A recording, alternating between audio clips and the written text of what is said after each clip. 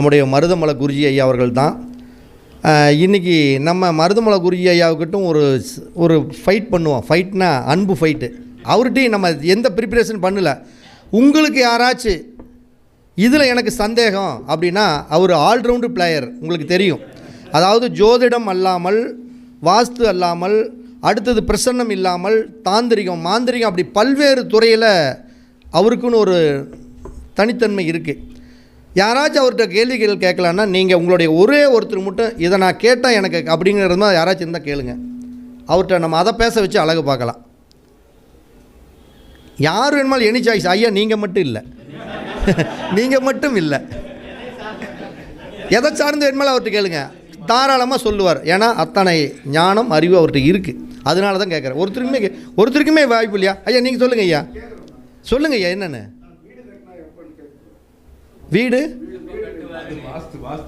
இல்லை இல்லைங்க, நான் அப்போ ஜாதகத்தை பார்த்தா தானே தெரியுங்க.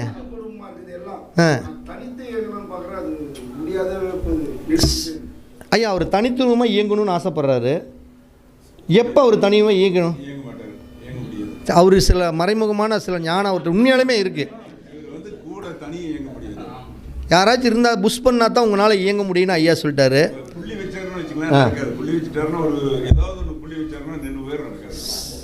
வேறு யாருக்காச்சும் வாய்ப்பு? கணேஷ் நீயே சொல்லு. கணேஷ் ஐயாட்ட என்ன எதிர்பார்க்குற? நீ என்ன எதிர்பார்க்குற அவர்கிட்ட? ஒவ்வொருத்தருக்கு வந்து எந்த தெய்வத்தை வழிபாடு பண்ணலாம் ஒரு ஜாதகக்காரர் அப்படின்னு இன்ன வரைக்கும் நீங்க சொன்னீங்களா? தலைவர் சொல்லியிருக்காரு. அவர் உபாசனை செய்வதை சொல்லிட்டாரு. வேற அவர்கிட்ட ஏதாவது கிரிட்டிக்கலாக கேளுங்களேன். அவர் போய் அவர் சிக்கலில் மாற்ற மாதிரி யாரும் பேச மாட்டேங்கிறீங்களே. ஐயா நீங்கள் தான் பேசுங்களேன். வணக்கம். இன்றைய உலகத்தில் வந்து தாயார் தந்தையார் பெற்றோர் மனம் ஒத்து பசங்க வந்து நடக்கிறதில்லைன்னு நிறைய ஒரு கேள்விகள் வந்து வர்றது. இப்போ வந்து என் பையன் என் பேச்சையே கேட்க மாட்டேங்கிறான், என் பொண்ணு என் பேச்சு கேட்க மாட்டேங்கிறாங்க, அவங்க பாட்டுக்கு ஒரு பக்கம் போயிட்டு இருக்காங்க. முக்கியமாக இந்த திருமண விஷயத்தில் வந்து அவர்களாக முடிவெடுத்துக் கொள்ளக்கூடிய காதல் சார்ந்த விஷயங்கள்ல அவங்க இருக்காங்க. அப்படி இருக்கிறப்ப வந்து பெற்றோர்கள் கேட்கக்கூடியது, அவர்களை நல்வழிப்படுத்துவதற்கு ஜோதிடத்திலேயோ மாந்திரிகத்திலேயோ சாந்திரியத்திலேயோ வழிகள் இருக்கா அப்படின்னு அவங்க வந்து கேட்குறாங்க.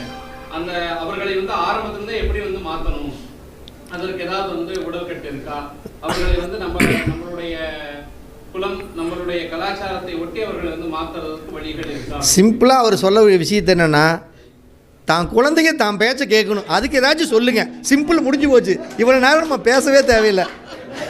ஐயா அவங்க கேட்குறது எல்லாத்தோட கோரிக்கை என்னென்னா, தன்னுடைய குழந்தைகள் வந்து தாம் பேச்சை கேட்கணும். அதுக்கு ஏதாச்சும் நீங்கள் இந்த தாந்திரிக முறையில் ஒரு பரிகாரம் இருந்தால் சொல்லுங்கள் அப்படிங்கிறாங்க. ஐயா அவர்களை நம்ம வருக வரவேற்று அவருக்கு ஒரு சிறிய மரியாதை செய்த பிறகு அவரோட உரையை ஆற்றுமாறு நம்ம அன்புடன் கேட்டுக்கொள்கிறோம்.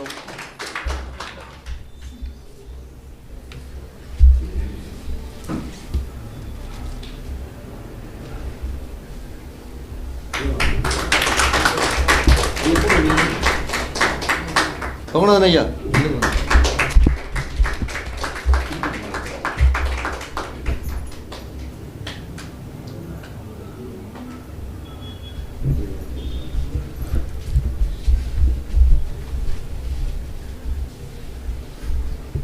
இருக்கட்டுமா? நான் எடுக்க மாட்டேன். அதுக்கு தான் அம்மையப்பன் பாதத்தோடு குருவின் பாதம், ஆனை முகத்தோன் பாதம், ஆதி முதல் 15 திருவாதம் போற்றி செய்து இங்கு வந்துள்ள நல்லுள்ளங்கள் அனைவருக்கும் இனிய வணக்கத்தை கூறி நிகழ்ச்சியை என்னுடைய உரையை ஆரம்பிக்கிறேன். இன்றைக்கு காலையில் ஏறக்குறைய 9 மணியிலிருந்து நிகழ்ச்சியானது சீரும் சிறப்புமாக நடக்கிறது. நான் வந்து ஒரு சில முக்கியமான ஏறக்குறைய ஒரு நீண்ட காலம் ஒரு 15 வருஷம் நண்பர், 15-20 வருஷம் நண்பர், அவர் கல்யாணம் அவர் வீட்டில், அது வந்து லண்டன்லேருந்து வந்திருக்காங்க. அவங்க திருமணத்துக்கு நாம் தான் கூட இருக்க வேண்டிய சூழ்நிலை. அதனால் இருந்தாலும் அப்புறம் மகன் கூப்பிட்ட இடத்துக்கு வரலைன்னா அது ஒரு பெரிய விஷயமா, அதான் அடித்து பிடிச்சி ஓடியாந்தேன். அதனால் கொஞ்சம் தாமதம் ஆகிடுது. ஏன்னா நீங்கள் யார் என்னென்ன பேசுனீங்க அது எனக்கு தெரியல. சரிங்களா? இப்போது பொதுவாக வந்து அப்படின்னு கேட்டிங்கன்னா முதல்ல ஒரு அடிப்படையான விஷயம் என்ன அப்படின்னு கேட்டிங்கன்னா, இங்கே தோற்று போகிற விஷயம் அப்படிங்கிற விஷயம் என்னென்னா, இப்போ எப்போனா எல்லாம் முட்டி மோதி கடைசியில் தான் வந்து ஒரு விடையை தேடி வர்றாங்க. அதுக்கு பிறகு ஆரம்பத்தில் யாருமே விடையை தேடுறதில்ல. இப்போ நம்ம ஐயா சொன்னார் குழந்தைகள் கெட்டுப்போகுது. குழந்தைகள் கெட்டுப்போகிற காரணம் அப்படின்னு யார் அப்படின்னு கேட்டிங்கன்னா, ஆரம்பத்துலேருந்து அப்பா அம்மா தான் அத்தனையும் காரணம், வேறு யாருமே கிடையாது. ஓகேங்களா? எப்படி காரணம் அப்படின்னா, பிறந்ததுலேருந்து நம்ம என்ன பண்ணணும், குழந்தைக்கு வந்து நம்ம குழந்தைய நம்முடைய குழந்தைன்னு நினைக்கூடியங்க இல்லை. இப்போ சமீப காலகட்டங்களில் இந்த 10 ஆண்டுகளுக்குள்ளே எல்லாருமே மொபைலை தவிர கிடையாது. இப்போ நம்ம ஹோட்டலுக்கு போகிறோம், சாப்பிட போனால் அந்த காலத்தில் உட்காந்துட்டு கதை பேசுவோம். ஒரு கல்யாண வீட்டுக்கு போனால் வெடி கதை பேசிட்டு உட்காந்துருப்போம். அதெல்லாம் அந்த உறவுங்கிற ஒரு விஷயமானது ஓடி இப்போ என்ன பண்ணி எல்லாருமே மொபைல் பார்க்குறாங்க. அப்பா மொபைலு, அம்மா மொபைல், வீட்டிலுங்க எல்லாருமே மொபைல். ஒரு ஒரு ஹோட்டலுக்கே போனால் மொபைலை தவிர எதுவுமே கிடையாது. அப்போ என்னென்னா நம்ம அடிப்படையில் வந்து என்னென்னா அப்பா அம்மா அப்படிங்கிறவங்க அந்த குழந்தைய வளர்த்தது சரியில்லை. அப்போ என்ன ஏதாவது சொல்லினா இந்த இது பாரு அப்படின்னு சொல்லிட்டு யூடியூப்பு அது இது இப்போ சொல்லி கொடுத்துட்றாங்க. அப்போ முதல் ஒரு விஷயம், அப்போ குழந்தைக்கான நம்மளுக்கும் குழந்தைக்கான நெருக்கமானது காணாமல் போய்கிறது. கமிட்மெண்ட் இருக்குது, எல்லாத்துக்கும் பணம் வேணும். நம்ம ஐயா சொன்ன மாதிரி உனி தான் பணம் சம்பார ஆரம்பிக்கணும். எல்லாம் நம்ம புத்தகம் அவர் தருவார், கணேசன் எல்லாம் நிறைய தருவார்னு நினைக்கிறேன். தரட்டும் வாங்கிக்கலாம். அப்போது ஒரு புத்தகம் ஒன்று ரெடி பண்ணுங்கள். பணம் வருவது அப்படிங்கிற விஷயம் ரெடி பண்ணி எல்லாத்துக்கும் இலவசமாக கொடுங்க. எல்லாம் பணத்துக்கு கொடுக்க வேண்டாம், இலவசமாக ஒரு புத்தகத்தை கொடுங்க. ஏன்னா சொல்கிறதோடு இருந்துன்னு வச்சுங்களேன், ஒரு ரிட்டன் மூலமாக கொடுத்தோம்னா 10 பேர்த்துக்கு பயனாக இருக்குது இல்லைங்களா? அப்போ குழந்தை அடிப்படை விஷயத்தில் வந்து சின்ன குழந்தையிலிருந்து எல்லாருமே வந்து பண்ணக்கூடிய விஷயம் என்னென்னா, குழந்தை பாட்டுக்கு விளையாடிட்டு இருக்கு. குழந்தை கூட சேர்ந்து அந்த காலத்தில் வந்து தாத்தா பாட்டி எல்லாம் விளையாடிட்டு இருப்பாங்க அப்படிங்கிற ஒரு விஷயம் இருக்குது. ஆனால் இப்போ அந்த விஷயம் பூரா காணாமல் போயிடுது. பெரியவங்க சிறுவங்க எல்லாமே என்னென்னா குடும்பத்தை அப்பா அம்மா விட்டு வந்துடுறாங்க, வெவ்வேறு பக்கம் வந்துடுறாங்க. கவனிக்கக்கூடிய அமைப்பு வந்து குழந்தைகள் கிடையாது ஒரு வயசாகட்டும். ஏன்னா யாராவது அந்த கூட வந்து வேலைக்காரமாக இவங்க எல்லாம் விட்டு அந்த ஒன்று வந்து அந்த உராய்வு அப்படிங்கிறது, வைப்ரேஷன் உராய்வுங்கிறது என்ன அப்படின்னா, பக்கத்தில் உட்கார்றது, பேசுகிறது, படுத்து தூங்குறது. அந்த குழந்தை தூங்கின பிறகு தான் வந்து நம்ம எல்லாம் பேசுகிற, வேலைக்கு போயிட்டு வர மாதிரிலாம் அமைப்பு இருக்குங்க. ஏன்னா நான் வந்து ஜாதக அடிப்படையில் ஏறக்குறைய நீண்ட காலத்தில் நான் நிறைய பார்க்கும்போது பூரா இது அடிப்படை விஷயம் வந்து அப்பா அம்மா தான் காரணம் அப்படிங்கிற ஒரு விஷயம் வச்சுக்கலாம். ஜாதகங்கிறது இருக்கட்டும், அடிப்படை விஷயம் இது. ரெண்டாவது விஷயம் என்னன்னா, குழந்தை வளர குழந்தையை வந்து என்ன பண்ணணும், அதோட தேவையை பூர்த்தி செய்யறதுக்கு மட்டும்தான் பண்ணுறாங்களோ ஒழிய அதுக்கூட நெருக்கமெல்லாம் காணாமல் போச்சு. நிஜமாக இப்போ நிலையில் பாருங்கள், யாரை வேணாலும் பாருங்கள், எல்லா குடும்பத்துலேயுமே இருக்குது. மொபைல் இல்லாதவங்க யாரும் சொல்லுவாங்களோ அத்தனை பேரும் மொபைல் தான். என் பையனெல்லாம் வந்து நைட்டு 1:30 மணி வரைக்கும் பார்ப்பேன், என்ன பார்க்குறேன்னு எனக்கு தெரியாது, உட்காந்துருக்கோம்.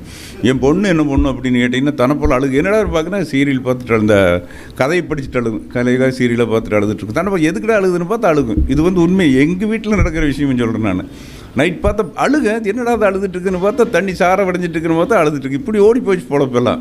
அந்த பேத்தி என்ன பண்ணும், 7 வயசு பேத்தி என்ன பண்ணும் அப்படின்னு கேட்டிங்கன்னா, இவங்க 2 பேருக்கு பார்க்குறது பார்த்து என்ன பண்ணும்போது பார்த்தீங்களா, அது என்ன, உங்கள் 2 பேர்த்து அடிச்சு செஞ்சிருவேன், அடிச்சு செஞ்சால் சரியும், அப்பா அம்மா 2 பேரும் சரியில்லை, அடிச்சு செஞ்சால் சரியாகும் அப்படின்னு சொல்லி மொபைல் பிடிங்கி வீசிடும். அப்போ காலம் எங்கன்னா முதல்ல அடிப்படை விஷயம் எல்லாம் ஓடி போச்சு. இப்போது சமீபத்தில் ஒரு பக்கம் ஜோதிடம் பார்த்தேன். அந்த பையன் ரவுடி பையனாக மாறிட்டான். ஸ்கூலில் டீச்சர் அடிக்கிறான், பையன் அடிக்கிறான், ரவுடித்தனம் அடிக்கிறான். இது பயங்கரமாக சேட்டை பண்ணுறான்னு சொல்லி அப்பாவும் வீட்டுக்கு வந்து அடிக்கிறது, அம்மாவும் வீட்டுக்கு வந்து அடிக்கிறேன். என்ன ஸ்கூலில் போய் நீ பண்ணுற அப்படிங்கிற அடிக்கிறாங்க. இதுக்கு பேசிக்கான காரணம் என்ன இருக்குன்னு நினைக்கிறீங்க? பேசிக்கான காரணம் என்ன இருக்குன்னு நினைக்கிறீங்க? இல்லை, ஐயா தான் அப்படியே ஒரு கேள்வி கேட்டார், என்ன காரணமாக இருக்குன்னு நினைக்கிறீங்க? அதே தான். அப்போது என்ன பண்ணாங்க அப்படின்னு கேட்டிங்கன்னா, இவர் வேலைக்கு போயிட்டு வந்துடுவார், போயிட்டு 7 மணி 8 மணிக்கு வருவார். இந்த அம்மாலும் ஏதோ வேலைக்கு போயிட்டு வந்துடுவாங்க. இந்த குழந்தை கூட பேசக்கூடிய டைம் இல்லை. அந்த பையன் வந்து 5வது படிக்கிறான், 4வது முடிச்சு இப்போ 5வது போயிட்டுருக்கான். அந்த பையனுக்கு கவனிக்கக்கூடிய சூழ்நிலையில் என்ன காரணமாச்சு அப்படின்னு கேட்டிங்கன்னா, அந்த பையனுக்கு இருக்க டென்ஷனு, பாசம் இல்லை. எல்லாம் வந்து எங்கள் அப்பான்னு சொல்லுவது, எங்கள் அப்பாங்கிற விஷயம் இது இல்லை. எங்கள் அப்பா சினிமா கூட்டிகிட்டு போனேன், எங்கள் அப்பா கோயிலுக்கு கூட்டிகிட்டு போனேன், எங்கள் அப்பா அங்கே கூட்டிகிட்டு போனார், எங்கள் அம்மா கூட்டிகிட்டு போனேன். இந்த விஷயங்கள் அங்கே வந்து அந்த பையனுக்கு நடக்கவே இல்லை. அதோட தன்மையில் என்ன அப்படின்னு கேட்டிங்கன்னா, பையன் வந்து விரக்தி பயங்கரமாக டென்ஷனில் அடிக்கிறக்க ஆரம்பிச்சிட்டான். அப்போ எல்லாம் கணக்கு பண்ணி கடைசியில் வந்து நம்மகிட்ட வந்தாங்க, ஒரு விஷயத்துக்காக வந்தாங்க. பார்த்து தெரியும். ஏன்னா பொதுவாக வந்து என்ன காரணங்கிற விஷயத்தை வந்து ஜோதிடத்தை தாண்டி வந்து நம்ம பண்ணக்கூடிய ஒரு உளவியல் முறை ஒன்று உண்டு. அப்புறம் நான் என்ன சொன்னேன், இவன் சரியில்லைங்க, நான் ஒரு விஷயம் சொல்கிறேன், மட்டும் செய்யுங்கன்னு சொல்லி போட்டு, நீங்கள் வீட்டுக்கு போங்க, எத்தனை மணிக்கு தூங்குவான் அப்படின்னுங்க, 8 மணிக்கு மேல் படுப்பான் அப்படின்னாப்புல. சரி, 8 மணிக்கு என்ன பண்ணுங்கன்னா, நீங்கள் நம்ம படுக்க உள்ள ரூமுக்கு போனதையுமே, இப்போ 2வது விஷயம் அப்போ அந்த காலத்தில் என்ன பண்ணுவோம், ஒரே ஹால் இருக்கும், ஒரு பெரிய ரூம்னு, நான் வரிசையில் ஒரு பக்கம் அப்பா ஒரு பக்கம் அம்மாங்க, நடுவில் 5-6 குழந்தைங்க இருந்தால் படுத்து தூங்குவாங்க. அப்படி இருந்து அந்த ஒரே அமைப்பு இருந்தது. இப்போ வந்து ஒரு குழந்தை இருக்கும் தனி, அதுக்கு ஒரு ரூமு, எத்தனை பேர் இருக்காங்களோ தனித்தனி ரூமு, சேர்ந்து படுக்கிற ரூமே கிடையவே கிடையாதுங்க. அந்த குழந்தைய அப்போயே தனிமைப்படுத்தி விட்டுறோம். இதெல்லாம் இருக்குது. அப்புறம் அதுக்கு என்ன சொன்னேன், ஏம்மா நீ நான் சொல்கிற மாதிரி சொல்லுங்க அப்படின்னு சொன்னேன். அப்படி அப்பா கிட்ட சொல்லி விட்றேன், உலகத்திலேயே நம்ம ஜாதியிலேயே இனத்திலேயே இந்த நம்ம பையன் மாதிரி உலகத்தில் ஒழுக்கமான பையன் இல்லை, நல்லா படிக்கிறான், குறும்பு பண்ணுறான், அடிக்கிறான்னு நினச்சிட்டு இருக்கிறேன். நான் செல்லம் கொடுத்தேன்னா என்ன ஆகுன்னா, படிக்க மாட்டான் அப்படிங்கிறதுக்காகத்தான் நான் வந்து செல்லம் கொடுத்துட்டு நான் அடிக்கிறேன் அவனை. அவங்ககிட்ட இருக்கிற என்கிட்ட இருக்கிற பாசம் வந்து தமிழ்நாட்டில் ஆறு வைக்க முடியாது. நான் பேசுன்னு சொல்கிறேன், தமிழ்நாட்டில் அவ்வளோ பாசத்தை, அவனுக்காக உயிர். நான் பண்ணுறது ஒரே பையன், இந்த நம்ம சம்பாதிக்கிற காசு, பணம், வீடு, கௌரவம் எல்லாம் அவன் தான். நான் அவனுக்காகத்தான் நான் வந்து வாழ்கிறேன். அவன் வந்து நான் அப்பா கொஞ்சம் செல்லம் கொடுக்குறேன்னு நினச்சிட்டான்னு என்ன பண்ணான், படிக்க மாட்டான், பண்ண மாட்டான், வளர மாட்டான். அப்போ அவன் வாழ்க்கையில் அவன் தோற்று போயிடுவான். நான் வந்து பள்ளிக்கூடம் போகாமல் ஏதோ கஷ்டப்பட்டு ஓட்டிகிட்ருக்கேன். நான் ஜெயிக்கணும், நான் என்ன பண்ணணும், இது மாதிரி ஒரு விஷயத்த இப்படி பேசுங்கன்னு சொல்லி சொன்னேன். அப்புறம் 2 விஷயம் சொல்லி கொடுத்தேன், பேசுங்கன்னு சொன்னேன். அதே மாதிரி நைட்டு 8 மணிக்கு என்ன பண்ணியிருக்காப்புல, அவர் சொன்ன மாதிரி அவன் பையன் படுக்க போனதே அவன் சம்சாரத்தொட்டு பேசுகிறாரு, இப்படிடா சமாச்சாரம் அப்படின்னு ஒரு விஷயத்த சொல்கிறாரு. அப்போ உடனே என்ன பண்ணுச்சு, அன்றைக்கி நிகழ்ச்சி நடந்துருது. அன்றைக்கி காலையில் எந்திரிச்சது கேட்க, ஆமாம் அப்பா நம்ம மேலே பாசம் வச்சுருக்காரா அப்படின்னு பையன் கேட்டிருக்கான். அது முடிஞ்சது. அப்புறம் 2வது விஷயம் சொன்னேன், சாயந்தரம் 2 மணிக்குன்னா ஸ்கூல்லேருந்து 5 மணி 6 மணிக்கு வந்ததையுமே அவனை கூட்டிகிட்டு கடைக்கு கூட்டிகிட்டு போங்க. டேய் இப்போ பணம் எடுத்துகிட்டு, பணத்தில் பீரோவில் பூட்டி வைக்காதீங்க, குழந்தைகிட்ட பூட்டி வைக்க வேண்டாம், பணத்தை போய் இங்கே எடுத்துகிட்டு வாடா, 100 ஏதோ எடுத்துகிட்டு வாடா, பணம் எடுத்துகிட்டு வா, பை எடுத்துகிட்டு வா, கடைக்கு போயிட்டு வரலான்னு சொல்லி போட்டு அவனுக்கு என்னென்ன பிடிக்குதோ அதெல்லாம் வாங்கி கொடுங்கன்னு சொன்னேன். 2 நாள் சாமி. இப்போ இந்த நிமிஷம் வரைக்கும் அந்த பையனை வந்து அப்பா அம்மாவை பின்னாலேயே சுற்றுறான். காரணம் என்ன அப்படின்னு கேட்டிங்கன்னா, நாம் வந்து இப்போ உண்மையிலேயே சொல்லுங்கள், யார் வீட்டு குழந்தைகிட்ட பாசமாக இருக்காங்கன்னு சொல்லுங்கள. குழந்தையெல்லாம் நம்ம அடிக்கிறவர்கள். லவ் முதல் கொண்டு ஒரு பொண்ணு துணி போட்டிருக்குது, சுடிதார் நல்லா இருக்குது, டேய் உனக்குன்னு மேட்ச் மாதிரி இருக்கிறது எப்படி நீ செலெக்ஷன் பண்ண? தன்னுடைய பிள்ளைய தன்னுடைய குழந்தைகளை பாராட்டி யார் அப்பா அம்மா பாராட்டியிருக்காங்க. இப்போ இதே வந்து வேட்டைக்காரன் வந்து என்ன பண்ணுறான், தலையிலேருந்து கால் வரைக்கும் வர்ணிக்கிறான், நீ போட்ட சேலை நல்லா இருக்குது, போட்டு வச்சுருக்குது. இப்போ இந்த வர்ணிக்கிற போது என்ன, அந்த பாச வலையில் விழுந்து தான் லவ்வில் ஓடி போகிறதுக்கு காரணமே. அப்போ இது காரணம் முழு குற்றவாளிகள் வந்து அப்பா அம்மா தானுடைய வேறு யாருமே கிடையாது. ஆச்சா, அப்போ என்னென்னா இதுங்க நம்ம துண்டு விழுகிற விடம் பூராமே ஆரம்பத்திலேயே துண்டு விழுந்துட்டு மறுபடி போய் முடிஞ்ச பிறகு வந்து எனக்கு வேண்ட பிள்ளை ஓடி போயிடுது, எனக்கு சரியில்லை, நான் பெற்றேன் வளர்த்தேன், நான் அப்படியே அத்தனை வேணுங்கிறதெல்லாம் கொடுத்து போயிட்டேன், நான் படிக்காத அதெல்லாம் வீணான விஷயம். பேசிக்கலாக அன்பு காட்டல் அப்படின்னா கெட்டு போகிற விஷயம் இதுதாங்கய்யா. இதுக்கு ஒரு பரிகாரம் அப்படிங்கிற போது, பரிகாரம் அப்படின்னு என்னென்னா, மேற்கு முகமாக இருக்கக்கூடிய விநாயகர், மேற்கு முகமாக இருக்கிற விநாயகருக்கு வந்து அந்த பையனவே தண்ணி ஊற்றி சொல்லலாம். இல்லைன்னா வந்து சங்கல்பங்கிறது ஒரு விஷயம், அந்த பையனுக்காக சங்கல்பம் பண்ணி அதுக்கு வந்து பொதுவாக விநாயகருக்கு வந்து தேங்காய் எண்ணெய் விளக்கு வைக்கணும், அதுதான் கணக்கு. தேங்காய் எண்ணெய் தெய்வம் போடணும். அதனால் வந்து முடிஞ்சதை செய்யணும். நீங்கள் வந்து முடிஞ்சதை செஞ்சால் போதும். அதாவது இப்போ பொதுவாக வந்து சைக்காலஜின்னு நம்ம நடைமுறைகள் தான். நான் பறக்கிறது, சிரிச்சு பார்த்து குரங்கு மாதிரியே அப்பா உட்காந்துருப்பார். அதெல்லாம் எதுக்காக உட்காந்துருக்காரு, பொண்டாட்டிக்கிட்டு உருன்னு எல்லாத்துக்கும் குரங்கு மாதிரி உட்காந்துட்டு என்ன பண்ண போகிறாங்க? நான் மனிதன், வேற ஹியூமன் பீயிங். நாம் சிரித்து பேசுகிறதுல என்ன குறைஞ்சி வச்சு சொல்லுங்க பார்க்கலாம். உருனே இருப்பாங்க, வந்தாங்க வேலை இருந்து உருனேட்டு ஆஃபீஸ் டென்ஸ் இருக்குது தெரிஞ்சு அதெல்லாம் செருப்பு கழட்டி எதுக்கு விடுறோம் அப்படின்னு கேட்டிங்கன்னா, அந்த ஆஃபீஸ் வேலையெல்லாம் விட்டு போட்டு வந்துடணும். அப்போ தான் நம்ம ஜெயிக்க போகிறாங்க. அதனால் மேற்கமும் இருக்கிற விநாயகரை வந்து அப்படின்னு கேட்டிங்கன்னா கட்டாயம் வழிபட்டுவாங்க. வாழ்க்கையில் வந்து நம்ம தேடக்கூடிய விஷயம் என்னென்னா, நம்ம சொத்துங்கிறது வந்து காசு பணமெல்லாம் எதுவுமே கிடையாது. எல்லாம் நினச்சிருக்காங்க வேறு சொன்னார் பணத்தை வச்சு என்ன பண்ண முடியும், பணம் இல்லை, நத்திங் எதுவுமே வர முடியாது. இப்போ நம்ம பணம் இல்லை, ஆனால் நான் வந்து இப்போ நான் இருக்கிற நிலை வந்து எப்படின்னு கேட்டிங்கன்னா, உலகம் பூரா தெரியும், என்னை பற்றி எல்லாத்துக்குமே தெரியும், எல்லா பக்கமும் தெரியும், எல்லாமே கூப்பிட்றாங்க. பணம்ங்கிறது 2வது விஷயம். பணம் வந்து கூட வரவே வருது. நான் முதல் விஷயம் யாரையும் எதிரிகள் உருவாக்குறதில்ல. எல்லா இடத்துலையும் தமிழ்நாட்டில் எங்கே மீட்டிங் கொடுத்தாலும் போகப்படேன், எனக்கு எதிரிகள் கிடையாது. எதுக்கு எதிரி குறை சொல்லணும்? ஏன் அந்த ஜோசியம் சரியில்லை, அவனுக்கு அது பார்க்க தெரியாது, இது என்ன தெரியாதா? அதாவது ஒவ்வொருவரும் தன்னுடைய வாழ்வாதாரத்துக்காக ஏதோ ஒரு விஷயத்தை நம்ம பண்ணுறாங்க. அதை நம்ம குறைன்னு சொல்லும்போது எப்போ அப்படின்னா, அந்த ததாஸ்துன்னு ஒரு வார்த்தை இருக்குது, நம்மளுக்கு பின்னால் ஒரு பறவை சொல்லிகிட்டே இருக்கும். நீங்கள் யாரை குறை சொல்கிறீர்களோ அந்த பின்னால் என்ன ஒன்று நம்மளுக்கு தான் அடிக்கும். அவன் நீ சரியில்லைன்னு, நீ சரியில்லை, நீ நல்லா இருக்கிறேன்னு நல்லா இருக்கு. அப்போ நம்ம வந்து என்ன ரிப்பீட் பண்ணுறோமோ மெயின் பிரச்சனை அதுதான். பொருத்தம் பார்க்குறோம், பொருத்தமே தோற்று போயிடுது. பொருத்தம் யார் மனசார பொருத்தம் பார்க்குறாங்க கிடையாது. பொருத்தம் பார்க்குற பணம் தான் அங்கே முன்னால் நிற்கிது. பணம் 500 கட்டு 1000 கட்டுங்கிற பொருத்தம் தான் இருக்குது. நீங்கள் ஜாதகத்தை தாண்டி நீங்கள் ஜாதகத்தில் வந்து பணம் வேணும்.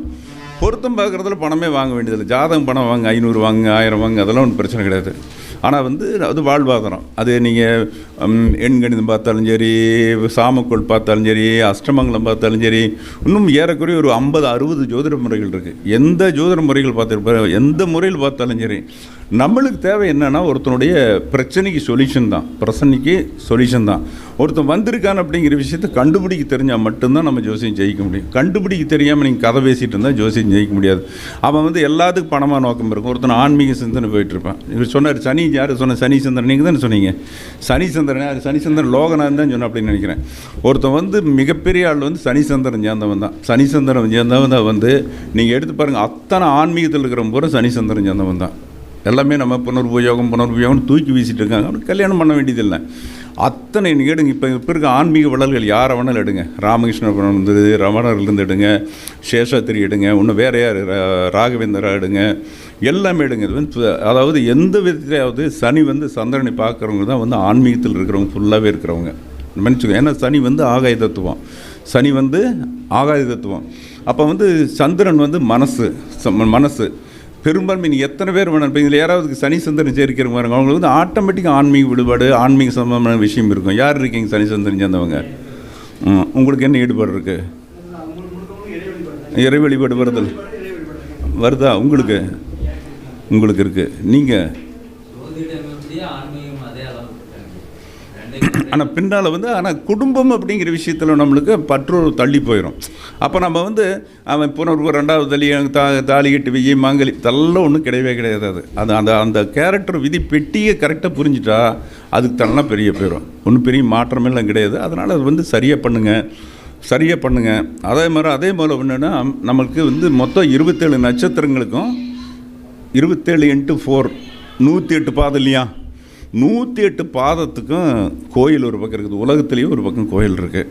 அதை விசாரித்து நீங்கள் எந்த பாதத்துலேருந்து திசை நடத்துதோ அந்த கோயிலுக்கு போய் ஒரு விளக்கு வச்சு கும்பிட்டு வாங்க.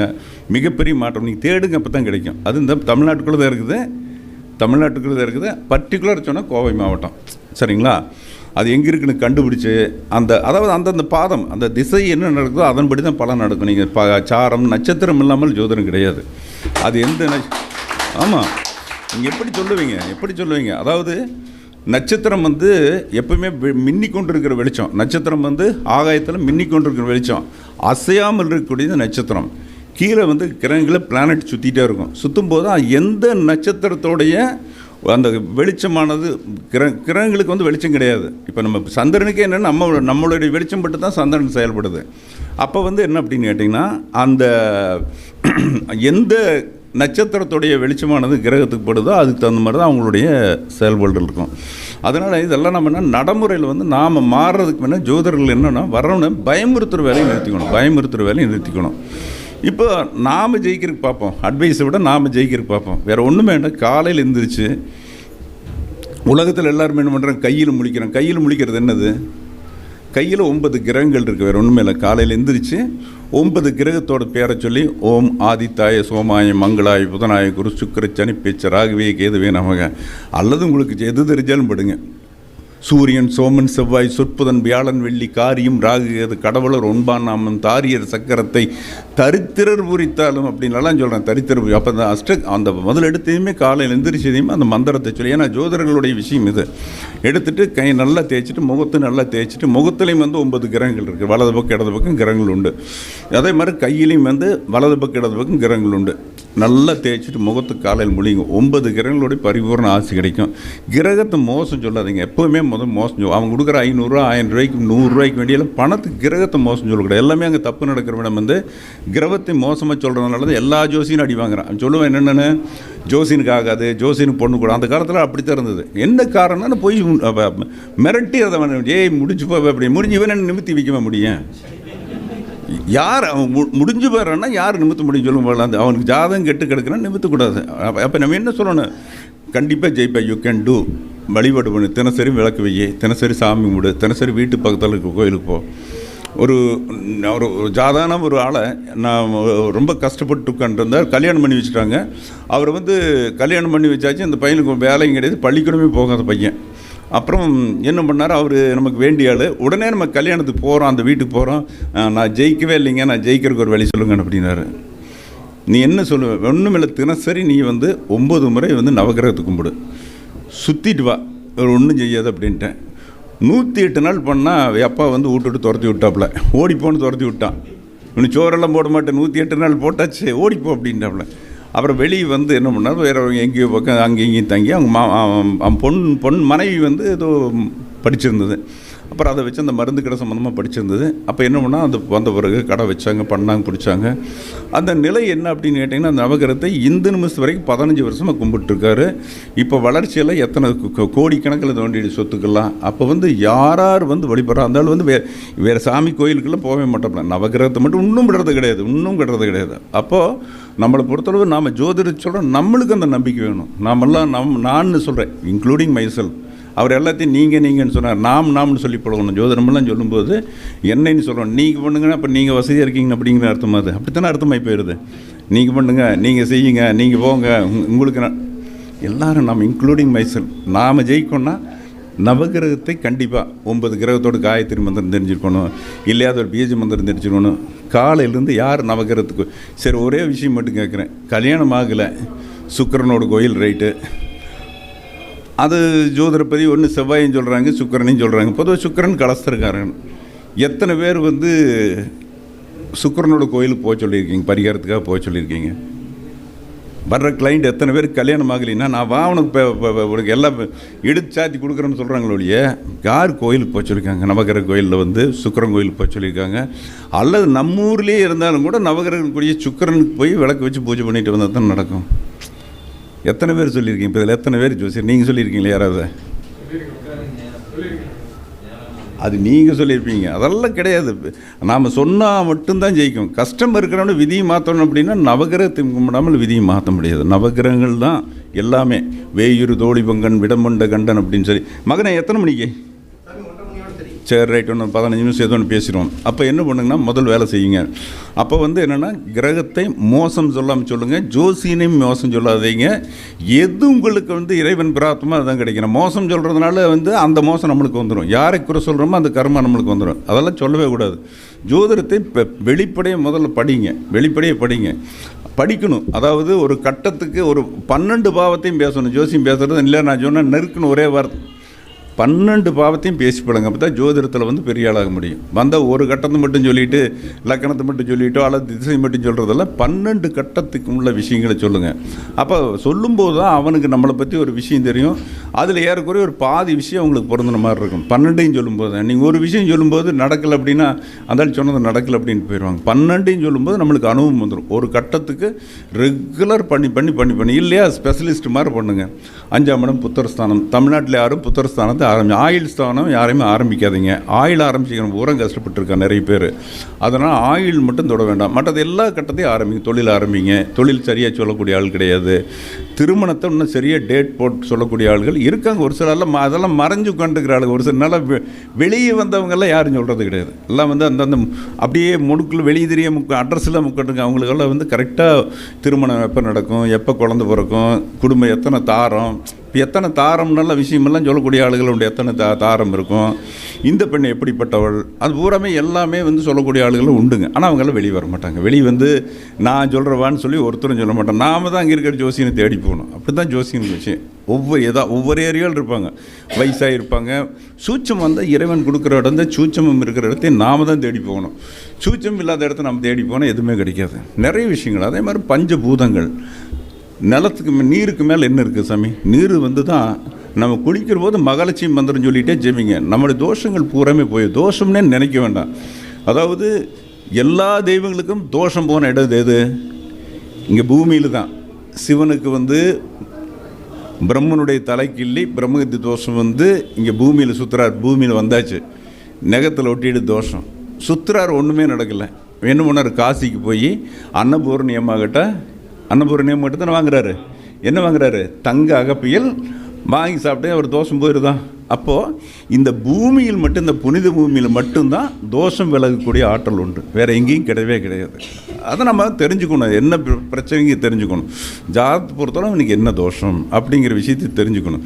தெரிஞ்சுட்டு நீ தோஷம்னே சொல்லக்கூடாது. முதல்ல விஷயம் தோஷம்னு சொல்ல வேண்டாம்.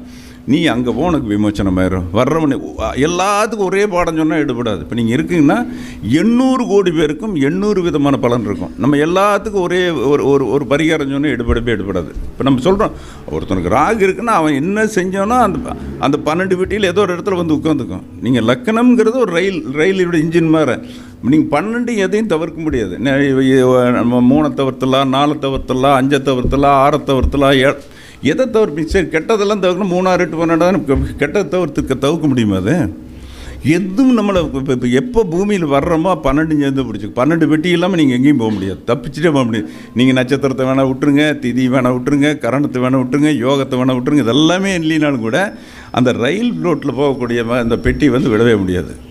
இது எப்போ வேலை செய்யுதுன்னு மட்டும் நம்ம தெரிஞ்சுக்கலாம். இப்போ எப்போ குழந்தை பிறகுதோ 5 நம்பர் வேலை செய்யறதுக்கு ஆரம்பிக்கும்.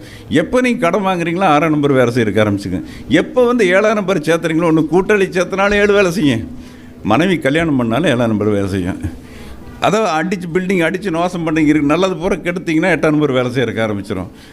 அப்போ அதை அப்பாவுக்கு நீங்கள் வந்து சேவை செய்யும்போது தான் வேலை செய்யும். அப்பா என்ன செத்து போன பிறகு திதி கொடுக்குறது, அர்ப்பணம் கொடுக்குறதுலாம் அத்தனை ஏமாத்து வேலை. உயிரோடு இருக்கிற போது அப்பா அம்மாவுக்கு செய்கிறது நல்லப்பா கெட்டப்பாங்கிறது நாம் என்ன செஞ்சோமோ அதுக்கு தான். இப்போ குழந்தை இப்படி புத்திரன் என்ன அர்த்தம்? அது போன பிறவியில் வந்து யாரை ஏமாத்துறாங்களோ, இப்போ யாரோ ஒரு உதாரணம் வந்து நம்ம கணேசியை வச்சுக்கலாம். இவரை வந்து ஆமாம், இப்போ இவர் வந்து போன பிறவியில் வந்து யாரை ஏமாத்தினாரோ அடுத்த பிறவியில் வந்து அவருக்கு மகனாக பிறக்கிறது தான் புத்திரன்னு பேருங்க. அப்போ வந்து மகனாக போன பிறவியில் ஒரு 1000 கோடி ஏமாற்றிட்டு போயிட்டான்னு, 100 கோடி ஏமாற்றினாலும், 1 லட்சம் ஏமாத்தினாலும் அவன் வருத்தப்படும் போது அவனுக்கு அடுத்த பிறவியில் வந்து குழந்தையாக பிறந்து அவனுடைய தோஷத்தை விளக்குறது தான் புத்திரன். அது சரிங்களா? அது எதுலேயுமே தப்பிக்க முடியாது. கோவலன் கதையாகட்டும், எந்த கதையாகட்டும், ஏதோ எல்லா கதையும் அப்படி தான் மாட்டிக்கும். அதனால் என்னென்னா நம்ம சொல்ல வேண்டிய விஷயம் என்னென்னா, அப்பா அம்மாவுக்கு உயிரோடு இருக்கிற போது வந்து சாப்பாடு கொடுக்குறது, துணிமணி கொடுக்குறது, கெட்டப்பாவே இருக்கட்டும், திட்டுறது, நம்மளுக்கு எல்லாத்துக்கும் சொத்து எழுதி வச்சு விதி அது தானே. இப்போ ஸ்திரலக்கணம் 9ஆம் இடம் பாதக விதி. அப்போ பாதக விதி சொத்து எழுதி வைக்கிறேன், சொத்து எழுதி அப்போ அது வேறு கொடுக்க மாட்டார். நீங்கள் வந்து அப்பா கொடுத்துருவாரு எப்படி நினைப்பீங்க? நீங்கள் எப்படி நினைக்கும்? எந்த ஸ்திரல எனக்கு தெரிஞ்சு எந்த ஸ்திரலக்கிறதுக்கு அப்பா இப்போ சமயத்தில் ஒரு பொண்ணு நமக்கு ஒசூரில் இருக்குது. அந்த பொண்ணு என்ன பண்ணிச்சு கேட்குது, ஸ்திரலக்கணம். அந்த பொண்ணை வந்து ஏதோ ஒரு லக்கணம் ஞாபகம் இல்லை, ஸ்திரலக்கணம் 9 கூட. அப்பா எங்கள் அப்பா வந்து ஒரு 25 சடம் இருக்குது, பாதி எனக்கு தரன்ட்ருக்காரு, பணம் ஒரு 20 லட்சம் ரூபா கேட்குறாரு அப்படின்னு சொன்னாப்புல. அம்மா கொடுக்காத, அப்பாவை நம்பாத, கூட எழுதி வைக்க மாட்டாருன்னு சொன்னேன். பையன் இருக்கிறான், பையனுக்கு எழுதி வச்சிருவாருன்னு சொன்னேன். சொல்லி கேட்கவே இல்லை. அவன் வீட்டுக்கு, ஏன்னா பணம் இருக்குல்ல, வீட்டுக்கார வெளியிருந்து சம்பாதிச்சு, பணம் இருக்கும்போது ஆட்டம் வேறு, பணம் இல்லாத போது ஆட்டம் வேறு.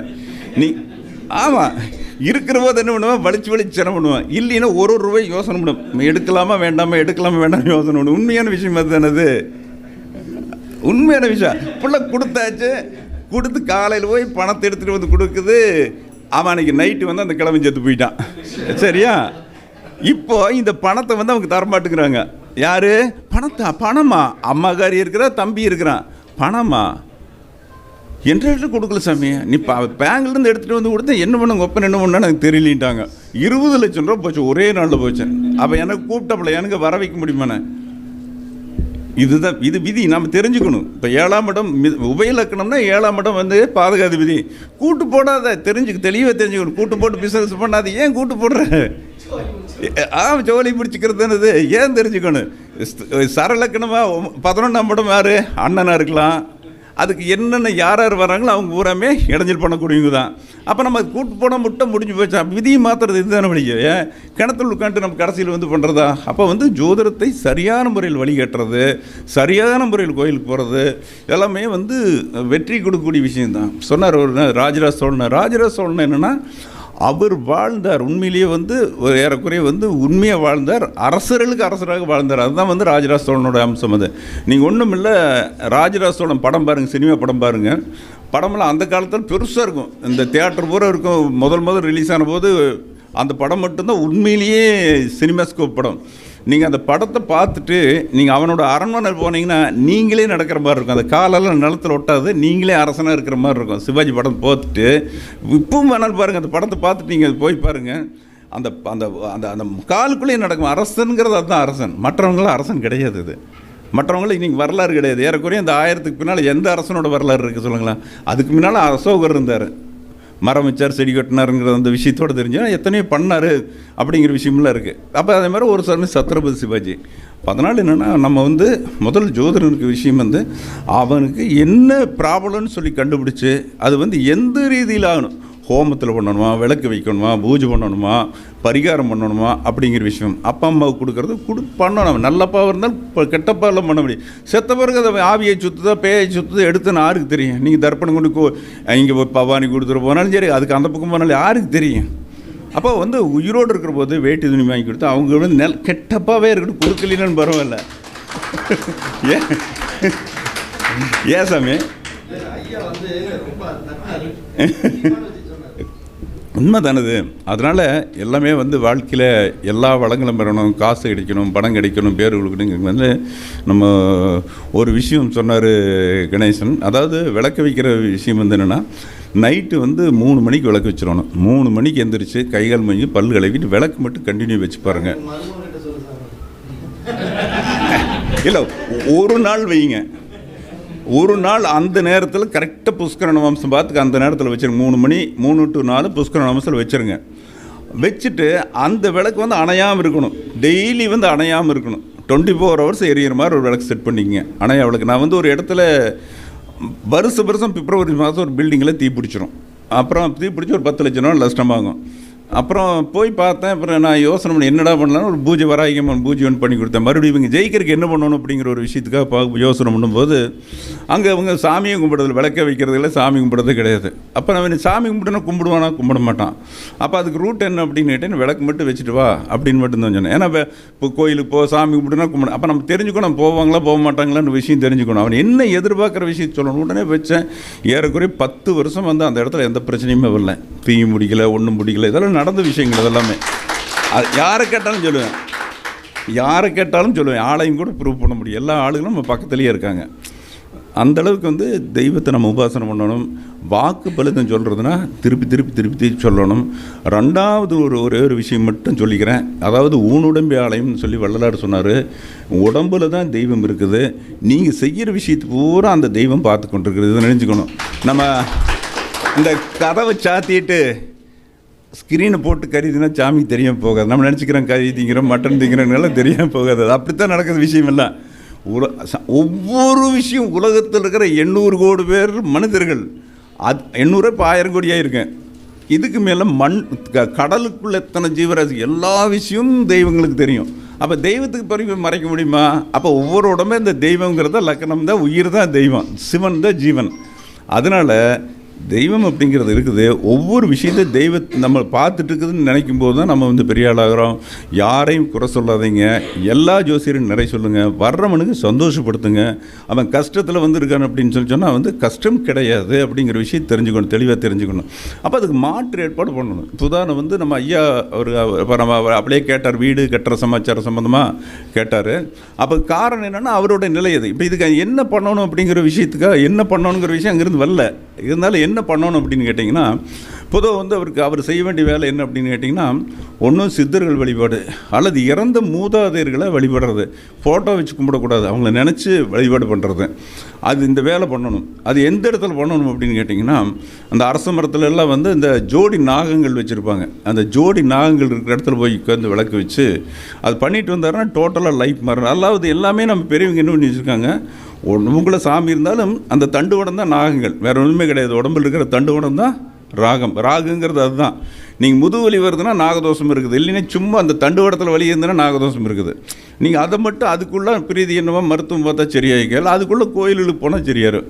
தமிழ்நாட்டு பொறுத்தளவு நாகர்கோயில், கேரளாவில் வந்து மன்னார் சாலை, இது சர்ப்பத்துக்கு அழகான கோயில். அது போய் விளக்கு வச்சது பிரச்சனை தரும். நீ எங்கே போகிறோமோ அந்த அதே மாதிரி இந்த பூஜை பொருள்களில் வந்து நம்ம சொல்ல வேண்டிய விஷயங்கள் இன்னொரு 2 நிமிஷத்துக்கு சொல்லிடலாம், முடிச்சுக்கலாம், 1:30க்கு முடிக்கணும். அதாவது அஷ்டகந்தங்கள்னு ஒன்று இருக்குது. அஷ்டகந்தம்னா அத்தர், ஜவாது, புனுகு, கஸ்தூரி, கோரோஜனை, குங்குமப்பூ, செஞ்சந்தனம். இந்த கலவையை கலக்கி ரெடி பண்ணி வச்சுக்கோங்க. இது எங்கே வாங்கணும்னா எல்லா கடையிலையும் வாங்கக்கூடாது. கோயிலுக்கு ஒட்டின மாதிரி இருக்கிற கடையில் வாங்கணும். ஏன் கோயிலுக்குன்னா அங்கே தெய்வத்தோட நடமாட்டம் இருக்கும், தெய்வத்தோட வைப்ரேஷன் இருக்கும். எந்த பூஜை பொருள் நீங்கள் ஒரு அத்தர் வாங்குறீங்க, சென்ட்டு வாங்குறீங்க அப்படின்னு சொன்னாலும் கூட அந்த கோயிலோட ஒட்டு இருக்கிற இடத்துல வாங்க. நீங்கள் ஸ்பெஷலிஸ்ட்டே கடை போட்டிருக்கனாலும் போய் வாங்காதீங்க. நமக்கு அங்கே இருக்கிற இடத்துல ஒரிஜினல் புதுக்கு 10,000 ரூபா வரும். நீங்கள் அங்கே 10 ரூபா டப்பா வாங்க போதுமானது. இதை வாங்கி கலக்கி எடுத்து வச்சு சாமிக்கிட்ட வச்சு எல்லாத்தையும் மிக்சிங் பண்ணி ஒன்றா எடுத்து கலந்து எடுத்து புத்தி மெத்தியில் வச்சுக்கோங்க. இதுக்கு மேலே சர்வகாரி விஷயமே எதுவுமே தேவையில்லை. மூலிகை போட வேண்டாம், கருக்க வேண்டாம், எதுவும் பண்ண வேண்டாம். இதை நீங்கள் பண்ணி பாருங்கள்.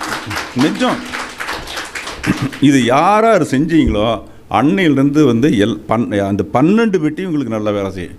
6 மேலே செய்ய, 7 மேலே செய்ய, 8, 12 பயங்கரமான எல்லாம் நினச்சிங்க. 12 தான் வந்து சேமிப்பு பணம்.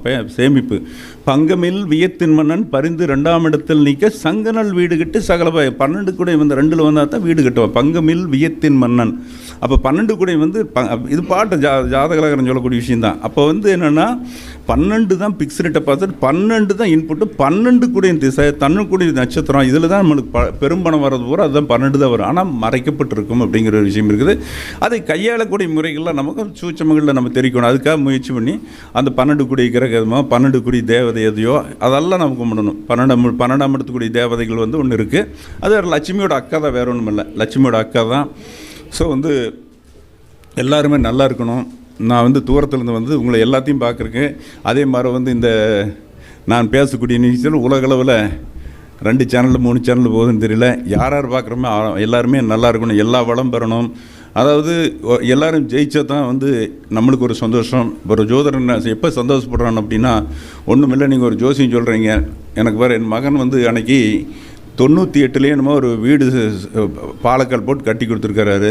இப்போ 98ங்கிற போது இப்போ 25 ஆச்சு, 25 27 வருஷம் ஆச்சு. அவர் வந்து போன தடவை மீட்டிங்கில் வந்து பாராட்டுறாரு.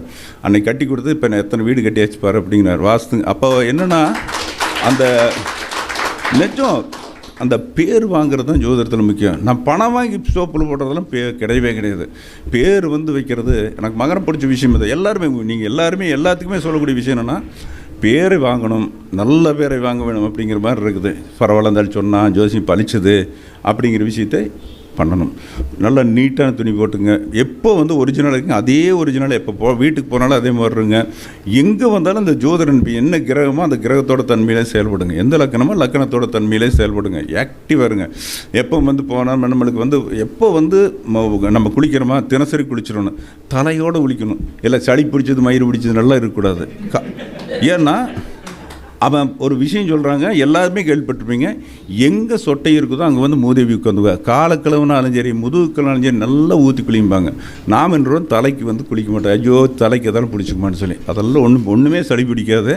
அதனால் என்னென்னா தினசரி குளிக்கிறது கடமையை வச்சுக்கோங்க. இல்லை நான் 4 நாளைக்கு சுடு தண்ணி ஊற்றிக்கிங்க, இல்லைன்னா சுடு தண்ணி ஊற்றிக்குங்க. குளி பிடிக்கணும் சுடு தண்ணி ஊற்றிக்கிங்க. கட்டாயம் குளிக்கணும். நல்ல வார்த்தையை சொல்லுங்கள், எல்லாம் நல்லா இருக்குன்னு சொல்லுங்கள். கோபத்தை பூரா மூட்டை கட்டி வச்சுருங்க. என்ன ஆனாலும் சரி கோபத்தை பண்டல் போட்டு கட்டி வச்சுருங்க. என்ன டென்ஷன் பண்டல் பெருசாக போட்டு சாக்கு போட்டு எங்கள் கடலில் கொண்டு விட்டு போட்டு வந்துருங்கல்ல, அது அத்தனையும் வேலை எழுதி.